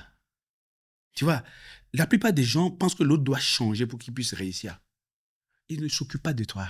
Ils s'en foutent pas mal de ce que tu peux être en train de vivre. Tu vois, tu demandes un visa, on te refuse le visa et tu dis que les Français sont racistes. Ça, c'est quoi ça? Tu n'as pas rempli les conditions. La preuve, c'est que vous êtes allé 1000 un jour, il y a 300 personnes qui ont eu leur visa. Tu n'as pas eu le tien. Tu ne remplis pas les conditions, maman. Donc, va te demander qu'est-ce qui n'a pas marché avec moi. Donc, la responsabilisation. Exactement, tu as tout compris. Il faut... En fait, if it has to be, it's up to you. Si ça doit être, ça dépend de toi. Tu vois. Donc, tu dois comprendre que je n'ai pas bien fait quelque chose parce qu'on ne peut pas échouer en faisant la bonne chose. Je te raconte une petite histoire. Quand j'ai décidé de commencer par sortir avec les femmes, on va dire comme ça, j'ai fait 1 semaine avec une, 3 semaines avec l'autre et 3 mois avec l'autre. Je suis allé voir ma tante pour dire, tiens, affaire de femme là, je pense que je vais finir par aller devenir curé comme je voulais le devenir parce que affaire de femme là, ça ne va pas marcher avec moi. Il dit, ah bon, qu'est-ce qui s'est passé? Il dit, je suis sorti avec 3 femmes, ça n'a pas marché. Il dit, ah bon, comment ça? Il dit, j'ai fait 1 semaine avec une, 3 semaines avec l'autre et puis 3 mois avec l'autre. Il dit, d'accord. Et ma tante me dit, quelle était la personne la plus présente dans les 3 relations? J'ai dit, c'est moi. J'ai dit, oh, donc, il y a eu 3 différentes filles et toi qui étais là à chaque fois. Donc, quelle est la cause la plus présente? Le point commun, quoi. C'est pas les femmes, c'est toi. C'est toi le problème. On va chercher 2 ou 3 trucs chez toi et éventuellement, ça va changer. Et j'ai changé 2 ou 3 trucs chez moi. La relation suivante a fait 3 ans. OK. J'ai dit, bon, OK, qu'est-ce qui n'a pas marché avec toi? J'ai changé 2 ou 3 trucs et la relation suivante a fait 6 ans. Donc, c'est comme ça. OK. Mais on ne se rend pas toujours compte de ce qui ne va pas chez soi. C'est pas évident de pouvoir se dire, OK, d'avoir ce jugement, cet auto-jugement, tu vois? C'est plus facile de juger les autres. Qu'est-ce que tu conseilles de faire alors pour bien se voir dans le miroir? Non, mais prenons des exemples pratiques. Tu vois, toi, tu es au Sénégal. Le président de la République s'appelle M. Sonko et le M. Diomaye Faye. Astagfirullah. Le premier ministre s'appelle M. Sonko et le président s'appelle M. Diomaye Faye. Ils sont là pour créer les conditions pour réussir. Ouais. Ils ne sont pas là pour te faire réussir. Tout à fait. Ils vont peut-être faciliter de sorte que les biens de première nécessité soient accessibles, qu'il y ait l'électricité, l'eau, etc. On appelle ça créer les conditions. L'État ne sauve pas les populations. L'État ne peut rien faire pour toi. Oui. L'État ne peut qu'améliorer l'environnement législatif, l'environnement logistique, l'environnement technologique. D'accord, mais Parce que... moi, je te parle pas de ça, moi. Ah non, mais ce que j'ai envie de te dire, en fait, c'est que les gens ne savent pas que l'opportunité de réussir existe. Mais comme ils attendent de l'État qu'ils changent leur vie, et donc, du coup, ils ne profitent pas des opportunités. OK. Donc, du coup, à partir du moment où c'est toi qui dois changer ta vie, tu sais quelles sont les opportunités de changer ma vie que j'ai. Alors, pour reprendre l'exemple que tu avais avec les femmes, là, l'exemple que tu donnais, Oui. Comment est-ce que tu t'es rendu compte de ce qu'il fallait changer en toi? Comment est-ce que tu as su que c'était ça, ça, ça qu'il fallait changer en toi? Je ne comprenais même pas les besoins d'une femme. OK. Voilà. Oui, mais comment tu l'as compris alors? Comment tu Ma les as tante compris? m'a dit, il y a un facteur qui a été présent 3 fois, c'est toi. Ouais. Est-ce que tu t'en rends compte? J'ai dit oui. Alors parfois, il ne faut pas être idiot, quoi. À un moment donné, il faut que tu comprennes que, ben, tiens, c'est vrai en plus. N'est-ce pas vrai que j'étais le facteur le plus présent dans les 3 relations? Uh-huh. Donc, si on doit savoir quel est le facteur qui causait à chaque fois l'insuccès, ce n'est pas femme de façon générale, Ouais. mais c'est Herman de façon Ouais. spécifique. Ça veut dire qu'en vérité, au fond de soi, on sait toujours. C'est ça, on sait toujours qu'il y a quelque chose. Mais alors, Si on n'a pas été top dans notre façon de faire, même dans notre façon de penser, on le sait dans le fond. Et ce qui se passe, c'est qu'en fait, parfois, même les gens qui ont été à l'école jouent les idiots face à leur situation. ouais. Ça veut dire quoi? À l'école, on nous a appris en management, par exemple, pour ceux qui ont fait un cursus de management, ou même les gens qui sont des ingénieurs, il y a ce qu'on appelle l'état des lieux. Ouais. Il y a ce qu'on appelle les facteurs favorisants. Il y a ce qu'on appelle les facteurs bloquants. Donc, même quand tu as du mal avec un collaborateur, fais l'état des lieux. D'accord. Maintenant, tu vois les facteurs en jeu. L'état des lieux suppose qu'il y a des facteurs bloquants au niveau de chaque facteur. Donc, du coup, tu dois pouvoir être assez scientifique dans ton approche analytique pour diagnostiquer là où le bas blesse. Maintenant, les gens préfèrent être émotionnels et philosophiques. On m'a fait ça. C'est parce que je suis né d'une famille XYZ. C'est parce que, voilà, je n'ai pas les mêmes chances que les autres. Les autres ont pu compter sur quelqu'un pour les amener là où ils sont. Toutes ces jérémiades qui ne sont que des bonnes excuses pour justifier si je suis comme ça, c'est normal. Ouais. Et finalement, de ne pas avancer. Donc, c'est ce qui nous bloque en quelque sorte. Absolument. Vous voyez, le Sénégal est une terre d'opportunités. Bon, maintenant, quelqu'un me dit, mais où sont les opportunités? Il dit, ah, mon cher, quel est le genre d'opportunité que tu cherches? Tu cherches les faveurs ou tu cherches les situations pour lesquelles tu dois trouver des solutions? Si oui, il y en a plein. Ouais. Donc, c'est une terre d'opportunités. Mais la plupart des gens veulent qu'on leur serve chaque matin des faveurs et non des opportunités. Ils ne sont pas prêts à faire les sacrifices qu'il faut non plus. Tout ce qui vaut la peine d'être obtenu est au sommet de la colline. Il faut accepter gravir la montagne. Donc, après la responsabilité, il y a un prix à payer pour toute chose. Pourquoi tu ne l'as pas? Parce que tu ne veux pas payer le prix. C'est tout. Et le prix, c'est le travail à faire. Parfois l'humiliation, maman. Parfois les frustrations. Parfois le mince. Parfois le pourquoi moi. Et parfois le je n'ai pas le choix. Et parfois je dis, ok, j'ai un loyer à payer. Je ne peux pas perdre ce boulot. Ce client a besoin que je le serve. Et quand il va finir de le servir, j'aurai de quoi payer mes collaborateurs. Et je n'ai pas été payé par un client parce qu'il n'était pas satisfait. Ça ne doit plus jamais arriver. C'est ça mon why. Et ce qu'il me faut. Que tu sois entrepreneur ou chef comptable ou bien assistant de direction, stagiaire, whatever, un ouvrier quelque part, tu dois avoir une connexion spirituelle avec ce que tu fais. Pour montrer que sans ça, je ne vaux rien. Les gens oublient en fait que le travail est très spirituel, mais ça a une puissance sociale incroyable. Moi, je sais que dans ma famille, je vaux quelque chose pour les membres de ma famille. Tout à l'avant d'arriver au studio, mon père est souffrant. Ma mère m'a appelé, elle était très contente que j'ai décroché. Elle m'a passé à mon père, elle m'a passé à ma tante, elle m'a passé à mon cousin. Ils sont fiers de moi. Mais pourquoi? Parce que j'ai eu des nuits blanches où je pleurais. Parce que j'ai bossé pendant 4 ans sans savoir ce que ça va donner. Pendant que j'étudiais. Tu vois? Et je ne sais pas si ça allait donner ou pas. Je mettrais ma bourse d'étudiant là-dedans. Donc, les gens ne veulent pas payer ce prix. Responsabilité, le prix à payer. Mais, moi, je dis quelque chose de très important. Quelle est la différence entre moi, qui suis fils d'instituteur, et ma mère est une ménagère, et celui qui, son père travaillait à l'OMS, et sa mère était prof d'université? Quelle est la différence entre nous deux? Mon chemin est plus long. Donc, si mon chemin est plus long, je dois bosser plus. Donc, il y a un truc que j'appelle le outwork. Le outwork. Outwork. Outwork. C'est-à-dire travailler plus. Exactement. J'ai appris ça de Will Smith. Will Smith dit, je peux être de parents plus pauvres que toi. Je peux avoir même une moindre éducation que toi. Des outils moindres que toi. Mais quand il s'agira de bosser, je vais bosser plus que toi. Donc, nous qui pensons que nous sommes en retard par rapport aux autres, que les autres ont plus d'avantages par rapport à nous, on a quelque chose à prouver. On doit bosser dur. Bosser dur. Tu sais, rien ne va t'arriver si tu bosses dur. Moi, je dis, le succès, c'est comme lorsque tu verses des gouttes d'eau dans ce verre. Tant que ce n'est pas rempli, va continuer à chercher la goutte d'eau. Si tu dois faire 10 km pour aller au marigot, et tu prends de l'eau et ça tombe, il ne reste qu'une dernière goutte, viens la déposer, retourne à nouveau sur 10 km jusqu'à ce que ça va venir, le succès sera là. Travailler dur, certes. On entend aussi de plus en plus parler de burn-out. Comment connaître ses limites également pour pas basculer dans... Alors, peut-être que tu t'adresses à la mauvaise personne. Parce que sur la question du burn-out, I'm sorry, c'est pour les fragiles. Oh, tu n'as jamais eu de dirigeants, tu n'as jamais coaché de dirigeants qui sont passés par le burn-out? Le burn-out, c'est pour les gens faibles. Oh, je ne suis pas d'accord avec Je toi. comprends. C'est pourquoi j'ai dit que tu poses la question à la mauvaise personne. Moi, je connais des entrepreneurs, vraiment des grands bosseurs, des grands passionnés, des grands bosseurs qui sont passés par des burn-out simplement parce que ils ont voulu justement trop faire, ils n'ont pas été dans la mesure. Ah, tu viens de dire qu'ils n'ont pas été dans la mesure. Ouais. Donc, fragile. Ok, donc explique comment être dans le outwork, donc travailler plus, tout en restant dans la mesure systématiquement. Il faut écouter son corps. Pour faire un AVC, il y a 3 conditions qui doivent être remplies. La première condition, c'est que ton cerveau n'est plus oxygéné. La deuxième, c'est qu'il n'y a pas assez de calories, autant pour moi, qui montent au cerveau. Et la troisième, c'est qu'il n'y a pas assez de dopamine au niveau qui irrigue ton cerveau.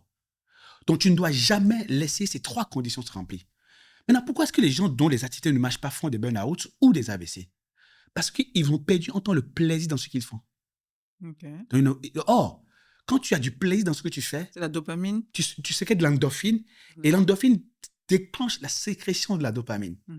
Et c'est la dopamine, du coup, qui va irriguer ton cerveau. Maintenant, tant que tu n'as pas une carence en dopamine, même si tu as une carence en dioxygène et une carence en calories, tu ne feras pas, on va dire, un surménage. C'est scientifique. Oui, mais ce n'est pas de la faiblesse. Non, mais je suis désolé, mais c'est de la faiblesse. Il y a la différence entre être intrinsèquement faible et se laisser affaiblir. Ok. Donc, mais pour que tu fasses un burn-out, que tu fasses un surménage, que tu fasses un AVC, il faut que tu t'affaiblisses. Est-ce que tu vois un peu? Oui. Et que tu n'as plus le contrôle pour dire, je m'arrête. Ouais. Moi, je sais écouter mon corps. Ok, je vois. Tu côtoies beaucoup de dirigeants. Quels sont les traits de caractère que l'on retrouve en général chez les grands dirigeants, les grands leaders? L'humilité. L'humilité. Donc ça, c'est effectivement un trait de caractère de personnalité, mais aussi quelles sont leurs habitudes? Ils mangent sain. Ok. Je demanderais, il y a un docteur qui est passé sur ton émission, un nutritionniste. Oui, Dr Bintou Chersek. Exactement. Je demanderais aux gens d'aller regarder l'épisode. Ok. Il faut manger sain et faire le sport. Pourquoi? Parce que le job de dirigeant est un job qui vous sollicite à un niveau physique très poussé.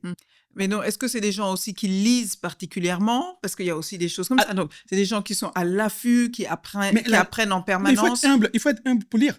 Oui. Donc, l'humilité règle tout. Ouais. Donc, ça veut dire que, j'allais dire que l'humilité qui va faire que la personne va savoir qu'il n'est pas encore à la surpuissance. Ouais. Et qu'il doit continuer de s'entretenir lui-même. Et faire attention à ce qu'il mange. Ouais. Corps, esprit, intellectuellement, se nourrir physiquement, se nourrir intellectuellement, se nourrir spirituellement. Mais pour ça, tu ne dois pas être dans l'arrogance. Tu ne dois pas penser que tu es arrivé. Ouais. Il y a des gens qui disent, lui, il est qui? On ne travaille pas avec des gens comme ça. Oh, écoute-le d'abord. Tu penses que tu es arrivé? Alors, moi, j'ai une question là-dessus, Herman. Tu vas pouvoir m'aider. Parfois, on est sollicité et on ne veut pas faire preuve d'arrogance, justement. Si tu as une équipe et tu as une Mac, les gens vont chercher à te rencontrer. Ils veulent rencontrer la Mac. Ouais. Et à partir du moment, par exemple, je viens du Congo, je suis arrivé hier et j'ai laissé 2 de mes collègues là-bas. J'ai dit à mon client, je dois venir te voir parce que je sais que ta situation a besoin que je sois là. Mais je ne peux pas faire les 10 jours de mission, à moins que tu aies un avis contraire. Et il dit, non, si tu ne peux pas rester, bon, est-ce que tu peux envoyer telle personne? Il dit, oui, je peux l'envoyer. Donc, j'ai envoyé la personne. Donc, ce n'est pas moi qui suis sollicité, c'est l'entreprise qui est sollicitée. Ce n'est pas évident lorsque on démarre. Donc, c'est pour ça que quand tu démarres, tu dois être ouvert. Et quand tu vas être ouvert, tu vas aller rencontrer les gens parce qu'en fait, tu es en train d'utiliser la méthode qu'on appelle la méthode du chercheur de Mérode. Quand on cherche de l'or, on creuse beaucoup de sable. Et ensuite, on met ça dans le tunnel, l'entonnoir, et on va tamiser jusqu'à ce que ça donne. Donc, si tu es au début, il faut avoir cet esprit-là.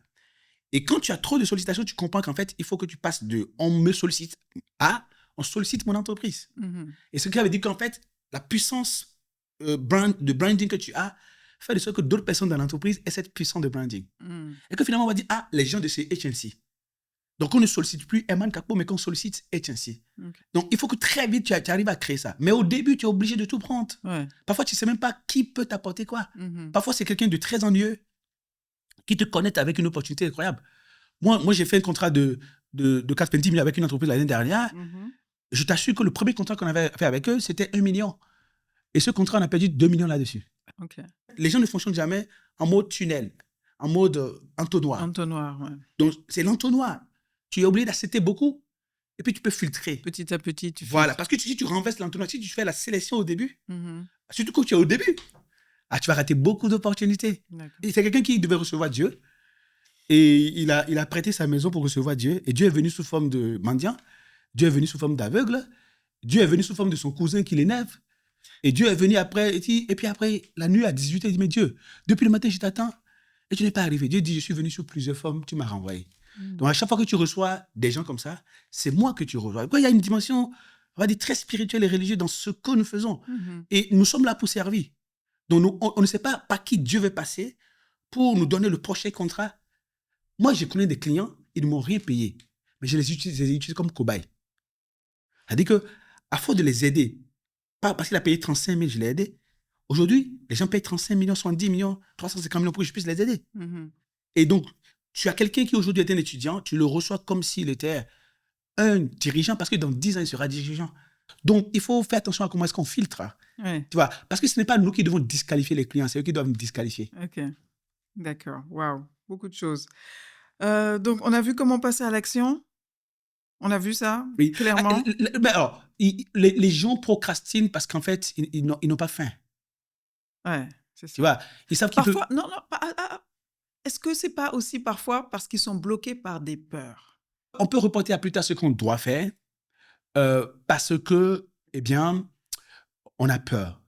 Mais quand on a faim, est-ce qu'on reporte manger? Il a dit que tu connais quelqu'un qui procrastine. Donc, il a de l'argent, il a tout dans son garde-manger ou dans son réfrigérateur, il s'est préparé, il peut au moins commander à manger et il a très faim. Il procrastine. Ouais, non, effectivement. Donc, si tu n'as pas fait du résultat que l'action auquel l'action que tu vas engager va te conduire, tu procrastines. Donc, c'est les gens qui n'ont pas faim qui procrastinent. Tu vas me dire, mais pourquoi est-ce que tu simplifies les choses comme ça? Non, je comprends. Mais quand on a faim du résultat qu'on veut, on ne procrastine pas. Si tu es plus fier de l'état dans lequel tu es, si la douleur, tu dois, par exemple, tu fais une opération chirurgicale, mais la douleur atteint son paroxysme, tu peux reporter ça. Donc, les gens ne sentent pas la vraie douleur. Ils ont des consolations encore. Donc, quand le sommeil est plus consolateur que le résultat, tu procrastines et tu vas dormir. Oh, that's powerful. Donc, il y a ce que nous on appelle la procrastination créative, qui dit ceci. Pour faire une chose, il faut en reporter une. Donc, les gens qui disent qu'ils procrastinent, c'est qu'ils font semblant de donner plus de valeur à des choses qui ne valent pas la peine. D'accord. Donc, qu'est-ce que j'ai besoin de faire? Tout à l'heure, j'ai vu quelqu'un a dit, mais tiens, qu'est-ce qu'il faut faire donc, du coup, pour apprendre une langue en 3 mois? Premier jour, arrêtez de scroller, télécharger l'application XYZ, et puis ensuite, commencer par sur 10 minutes de cours par semaine. Donc, c'est-à-dire que tu dois reporter le scrolling pour pouvoir faire 10 minutes d'anglais. En fait, oui, c'est une histoire. Quand tu dis il faut avoir faim, il faut être affamé. En fait, c'est une question de volonté très forte, quoi. Non, personne n'a la volonté de faire quelque chose. Ah. La volonté, ça n'existe pas. Moi, tu penses que moi, j'ai envie d'être en train de parler là? Je dois. C'est deux choses différentes. Ok. Oui, je vois ce que tu veux dire. C'est-à-dire que tout change lorsque tu transformes ce que tu n'as pas envie de faire en ce que tu dois faire. Ce que tu dois faire. C'est tout. La question n'est pas... Non, personne n'a envie. Personne n'a envie. Ouais, c'est pas faire ce Je vais qu'on raconter veut, une c'est petite faire histoire. ce qu'on doit. Ah ben oui, mais alors, je vais raconter une petite histoire, c'est un peu cochon, mais bon, j'y vais, ok? Attention, Non, ben tiens, on va y aller il si faut tu que veux. les enfants puissent écouter quand même. Oui, les enfants pourront écouter. Ok. Donc, c'est un homme qui demande à sa femme, la nuit, voilà. Et la femme dit, bah, va là-bas. Et l'homme lui dit, je dois aller où? Il dit, mais dit, pousse un peu. J'ai dit, non, tu m'as dit, va là-bas, il doit aller où? Tu veux que j'aille dehors? Il dit, quel dehors? La femme qui disait tout à l'heure qu'elle n'avait pas envie, elle dit, non, ok, si t'es pas aller dehors là, je suis là, je suis pas fatigué. Donc, vas-y, quand tu comprends, qu'est-ce que tu vas perdre? En ne faisant pas une chose, tu n'as pas besoin d'avoir envie. Okay. Donc, la dame, elle a compris qu'elle perdrait son homme si elle dit qu'elle n'a pas envie. Elle n'a vraiment pas envie, elle est fatiguée. Mais l'homme dit, tu veux que j'aille où? Il dit, va là-bas. Il dit, dehors? Il dit, non, qu'elle dehors. Donc, tu vois ce qu'il dit un peu? Donc, tout de suite, la femme a pu voir ce qu'elle va perdre. Donc, elle n'a pas envie. Et elle a compris qu'elle doit faire. On aura beau lui dire, dans un couple, il faut faire, etc. Non, ça, c'est basique. Mais c'est quand toi-même, tu comprends que tu dois transformer ce que tu n'as pas envie de faire en ce que tu dois faire. Tout change. Okay. Et tu ne procrastines plus. Et ensuite, les gens ne comprennent pas une chose. Reporter à plus tard ce que tu dois faire, c'est reporter à plus tard la célébration. Si toi, tu fais un bon travail et que tu le rends à ton patron, pas anticipation, il va te féliciter, tu le sais bien. Si tu ne l'envoies pas en retard, il ne va pas te féliciter. Donc, conséquence, pourquoi tu fais de la procrastination? N'es-tu pas pressé d'avoir la félicitation? Maintenant, si tu as l'habitude de faire le travail et le rendre un peu plus tôt, il va dire que tu es conscient. Il va te donner plus de projets. Quand tu délivres les projets, on va dire, si vous avez un projet important, on a un nouveau PMO ici. Et tu auras de la promotion. Donc, à chaque fois que tu reportes des choses importantes à faire, tu reportes les lauriers. Ta célébration, ta promotion. Quand tu répètes la semence, tu reportes la récolte. Donc, les gens veulent aller prendre du plaisir pour ne pas faire ce qu'ils doivent faire. Ils veulent regarder un feuilleton et ils ne veulent pas reporter ça. Le plaisir est beau. On va sortir ce soir. OK, let's go, on va faire la fête. Quand tu reviens, tu es crevé. Tu sais même pas où tu es rentré. Tu te dis, oh, quand je suis rentré, tu es tellement fatigué. J'ai dormi jusqu'à 17h. T'as pas honte, toi? Bon, bref, moi, je comprends pas comment les gens peuvent reporter à plus tard leur promotion, reporter à plus tard la capacité à générer de la valeur, la concrétisation de la génération. Comment ils peuvent se permettre de le reporter si banalement que ça? Quand on le fait, c'est parce qu'il y a un manque d'estime de soi? C'est parce qu'il y a un manque de quoi? On est dans une crise d'éducation aujourd'hui. Les parents ne sont plus là pour éduquer les enfants. Et quand ils sont là, ils les frappent, ils les grondent plutôt que de les écouter. Donc, effectivement, les enfants sont laissés seuls. Et ils n'ont pas appris à comprendre la vie. Moi, ma vie a changé quand mon père il était instituteur et il a eu son salaire de 35 000 francs. Il m'a pris sur sa motobécane. Il allait à la perception, il a reçu l'argent. Il m'a amené dans un maquis, on a mangé pour 3 000 francs. Il me dit, quand on travaille, on peut manger comme ça. Mais ça peut être 30 mois de travail que tu as 1 heure de bouffe. Donc, c'est des choses qu'il faut inculquer aux enfants. Dès l'enfance. Donc, je comprends les enfants et les gens qui n'ont pas eu cette opportunité-là. Tous ceux qui ont connu l'argent avant de commencer à connaître le travail. Tu vois, ce que mon père m'a appris, le jour où il m'a amené à la perception, il m'a montré ces 35 000, et on a mangé pour 3 000, et il m'a dit c'est 30 jours de cravachage et de sueur qui donnent ça. J'ai compris le lien entre célébrer et travailler. C'est 30 jours de travail pour 3 heures de célébration. Mais les gens, ils ont inversé la donne, tu vois. Donc, ils veulent célébrer pendant 30 jours et travailler 3 heures de temps. S'il y avait un seul principe que tu voulais transmettre, le principe le plus important pour avoir une vie d'abondance, de prospérité, de sérénité, une vie bien, quoi, être bien dans sa vie, quel serait ce principe? La responsabilité à 100%. C'est tout. Si je suis en surpoids, c'est à cause de moi. Si je n'ai pas l'argent, c'est à cause de moi. Qu'est-ce que je peux faire pour améliorer ma situation? Je ne reproche jamais à mes équipes le fait que les chiffres ne sont pas bons. Jamais. Non, pas du tout. Non, parce que les équipes ne font pas les chiffres. Le système fait les chiffres. L'animation du système fait les chiffres. Ce sont les équipes qui animent le système, non? Non, c'est moi qui anime le système. Je peux déléguer l'animation du système à un manager sur un périmètre. Mais c'est moi qui crée le système. Donc, j'ai testé le système, je l'ai créé, je l'ai déployé. J'ai pris les gens, je les ai formés sur le système. Aussi, bien sûr, l'animation du système. Donc, s'il est bon, ça va produire du résultat. Donc, si les gens n'ont pas produit, j'ai dit, OK, mon système n'a pas marché. Comment est-ce qu'on fait pour qu'un système marche? Très bien. Il paraît qu'il y a 3 choses qui ne mentent pas. Dieu, le temps et les chiffres. Donc, si tu penses que tu fais la bonne chose, avec le temps, tu vas voir que c'est pas bon.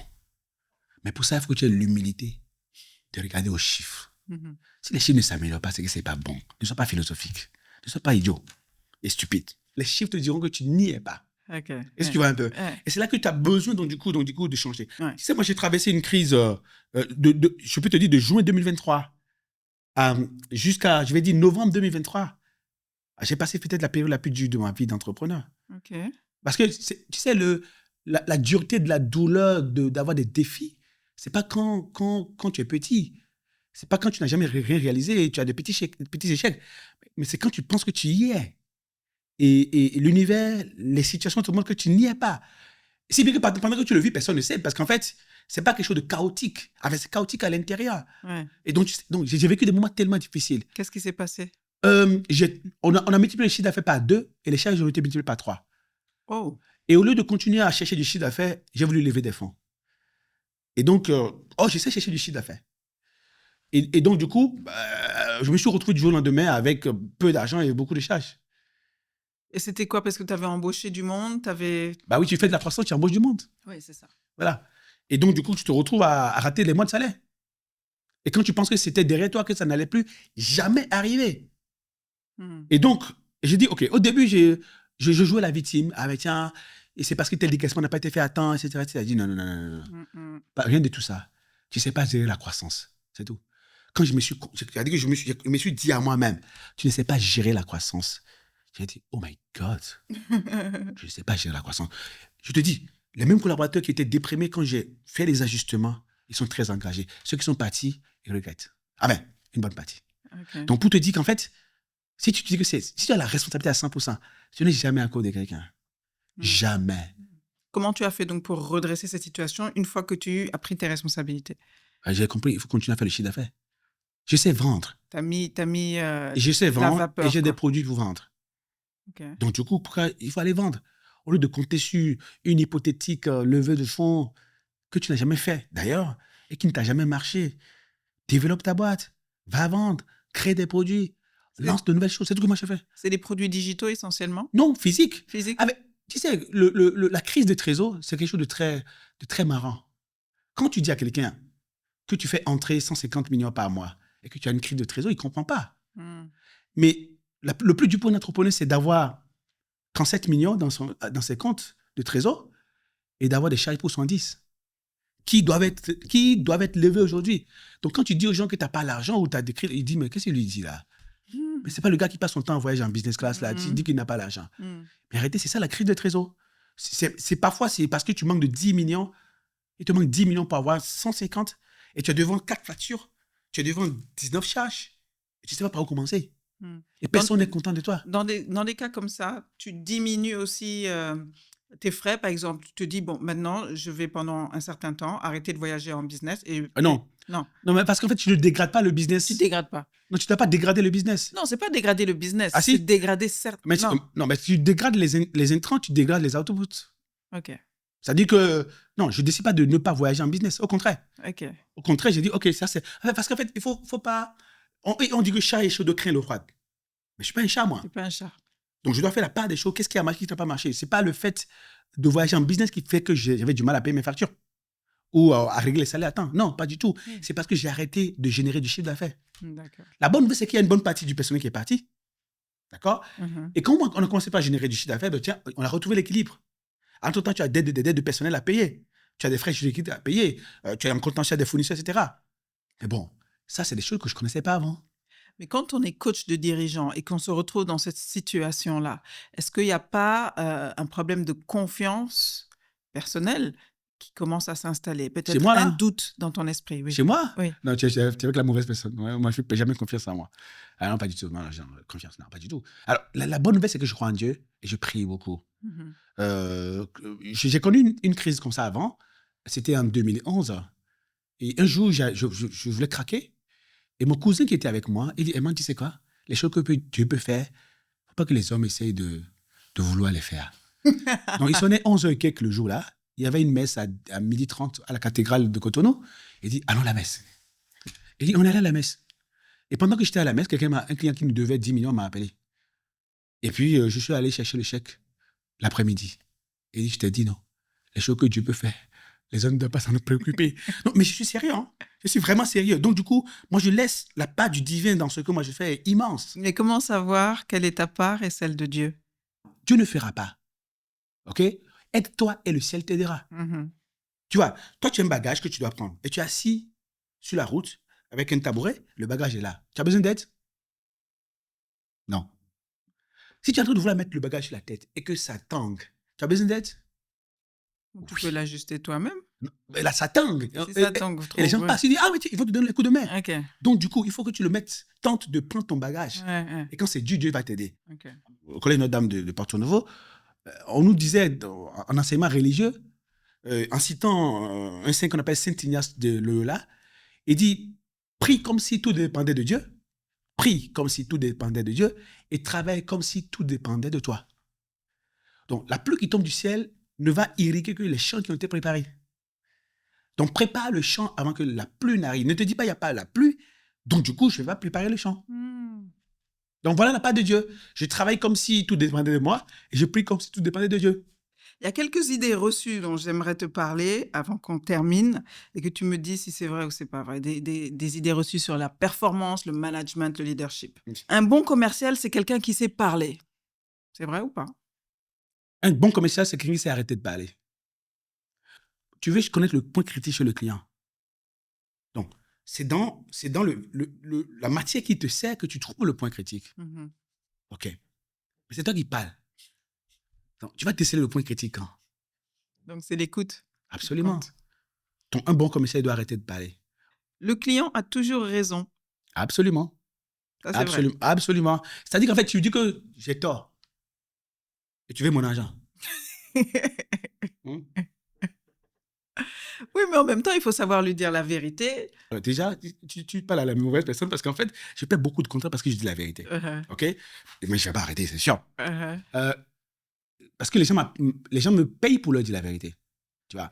Un médecin qui cache le vrai mal à un patient, il va le tuer. Beaucoup de dirigeants meurent parce que leurs médecins n'ont pas le courage de leur dire « votre maladie est grave ». Ceux qui écoutent leurs médecins, ils font assez tôt les traitements et puis ils sont sauvés.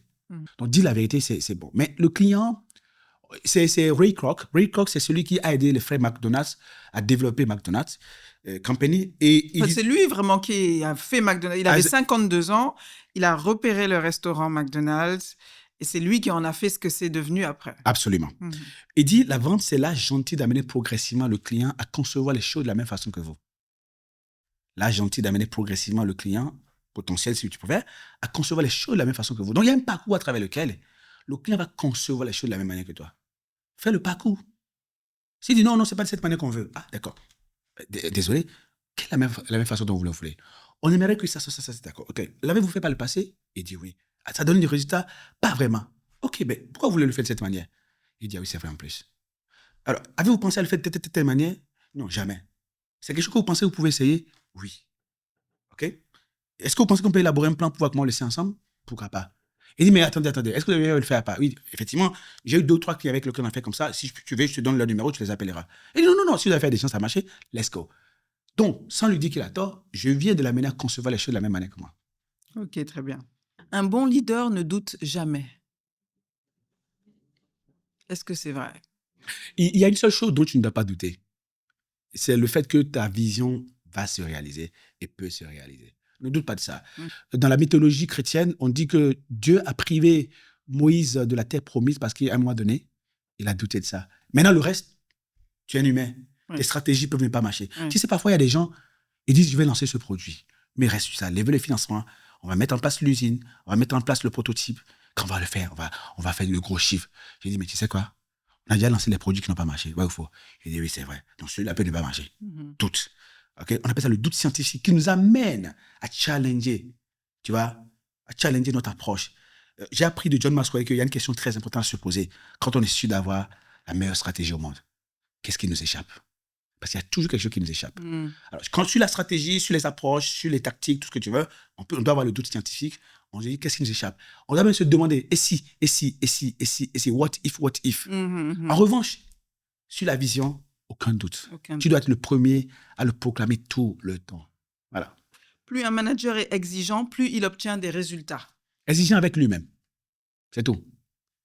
Moi, je ne peux pas appliquer à mes collègues mes règles. Tu vois? Et dernière question sur le management. Un bon manager doit être ami avec ses équipes. Tu es d'accord avec ça? C'est Rick Warren qui disait que, c'est un pasteur américain, qui disait que vous pouvez impressionner les gens en étant loin d'eux. Mais pour les influencer, il faut être près d'eux. Tu connais leur sensibilité. Pour sensibiliser une personne, il faut connaître ses sensibilités. Comment tu veux connaître les sensibilités d'une personne si tu n'es pas avec les gens?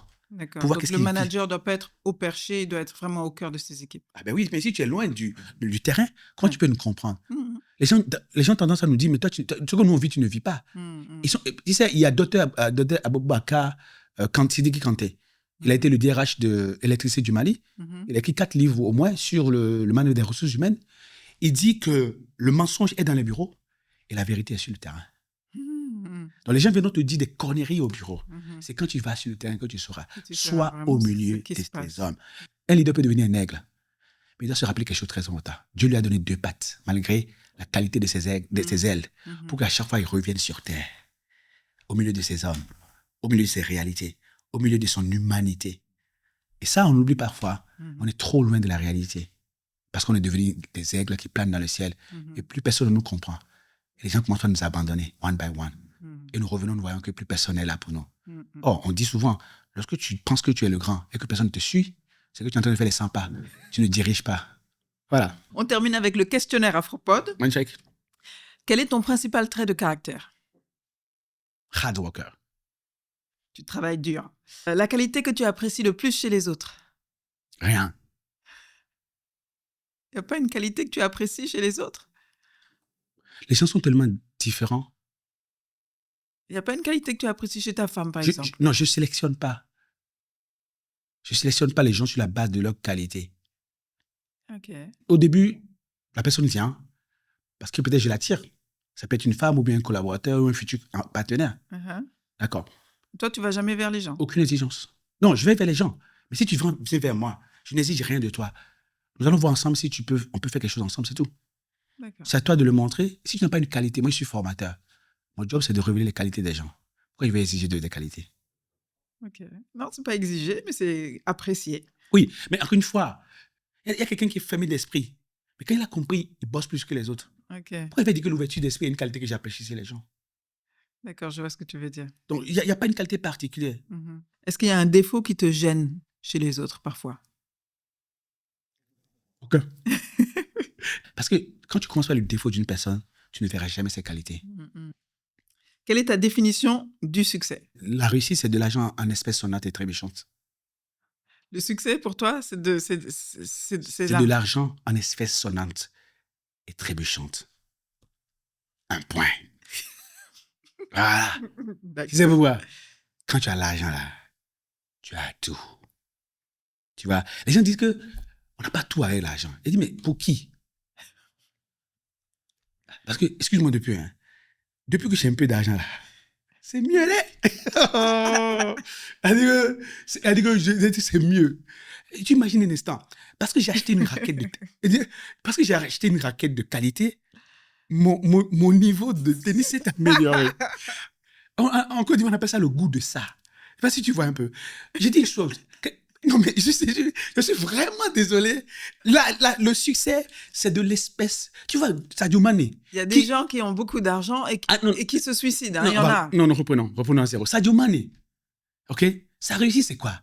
C'est le fait d'avoir tellement de l'argent qu'il s'occupe des gens dans son village. Donc, quelqu'un qui n'est pas riche ne peut pas dire qu'il a réussi. Non, mais en fait, j'ai parlé de valeur au début. Ok? Tu as une valeur sociale. Tu enrichis les autres.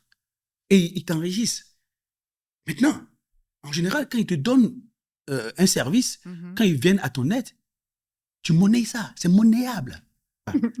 Khalis. Khalis Baknaway. Et maintenant, qu'est-ce qui te rend heureux? Oh my God. Quand un client me dit, Eman, ça a marché, merci. Quel conseil tu te donnerais à toi-même si tu avais 20 ans aujourd'hui? Boss. Boss encore. Elle dit qu'en fait, tu ne peux pas bosser. Et ça va marcher. Okay. Bosse seulement. Ça marche toujours. Tu es fils d'instituteur, ta mère est une ménagère. OK? Mais tu es ce que tu es aujourd'hui parce que tu as bossé. C'est peut-être pas de la chance. Il y avait la grâce. Mais rien n'est venu par hasard.